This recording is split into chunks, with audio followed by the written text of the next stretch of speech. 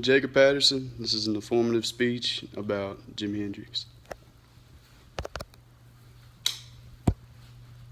How do you turn around? Oh, you don't have to. Yeah, Penny Crab. Oh, yeah.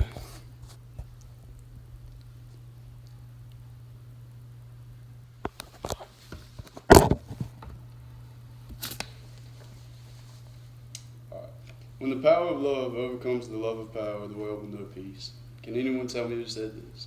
Jimi Hendrix. That's right. I've been fascinated by the life and music of Jimi Hendrix since I developed a love for music at a young age. Even if you aren't a fan of rock music or music in general, you likely at least know who Jimi Hendrix is.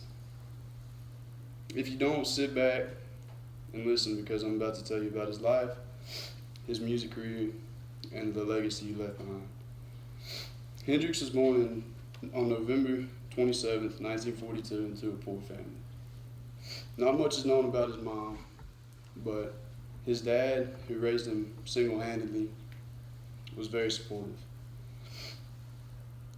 When his dad went to work, he would tell Jimmy to clean the house, sweep the floor up, and when he got home, he would notice that there was broom straw laid across the floor. He asked Jimmy what had happened. He had been playing the broom like a guitar all day. Instead of being mad, he was really supportive and bought Jimmy his first instrument. The first instrument he got him was a one-string ukulele. And because he was completely self-taught, Jimmy could not read music. Instead, he mimicked the records he listened to of old blues players like Robert Johnson and B.B. King, which were both Mississippi natives. He mimicked these players first with a broomstick, and then with a cheap acoustic guitar, and then with an electric guitar, all provided by his father, Al Hendrix. Because Jimmy was left-handed, he played his guitar backwards and upside down. With his electric guitar, Jimmy developed his unique style and sound and his distorted sound that you hear throughout his music. In 1961, Hendrix joined the U.S. Army's Paratroop Division. Hendrix was awarded with the division's Screaming Eagle Patch before being discharged because of a paratrooping accident. After being discharged, Hendrix played as a guitarist for hire with big names such as Little Richard and bass player Chase Chandler. So now that we know the background about him, Jimi Hendrix, and now how he got his start, we can dive into his music career. Chase Chandler would eventually invite Jimmy to play in England in a new band. Once Jimmy got to England, he kicked it off with the band, and they ended up naming themselves the Jimi Hendrix Experience. The very first song they released, Hey Joe, would spend 2 months at the top of Britain's music charts, and their first full album, Are You Experienced, is still widely listened to today.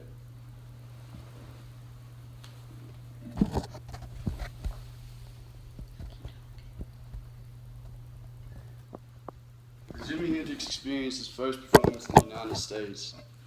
A song called Wild Things launched their international success. The band became one of the highest grossing, widest touring groups in the world. Hendrix's most famous performance, the Star Spangled Banner at Woodstock in 1969, would be one of his last. Jimmy died on September 18, 1970, at the age of 27. But his legacy still lives on today. Rolling Stone magazine states that millions of Hendrix records are still sold each year, and many people still try to imitate Jimmy's style. Jimmy developed his love for music at a young age, which led to his enormous success as a musician. His unique style that was well ahead of its time continues to influence music today.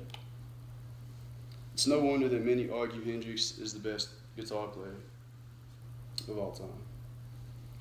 Both mimicking old blues guitar players and having the experience of being in the army gave Hendrix the musical and lyrical background to relate to the people during the time period in which he played music, which was the Vietnam era. Hendrix died only 4 years after the Jimi Hendrix Experience was formed. Having reached the pinnacle of rock music in only these short 4 years makes you wonder what more Hendrix could have accomplished had his life not been cut short.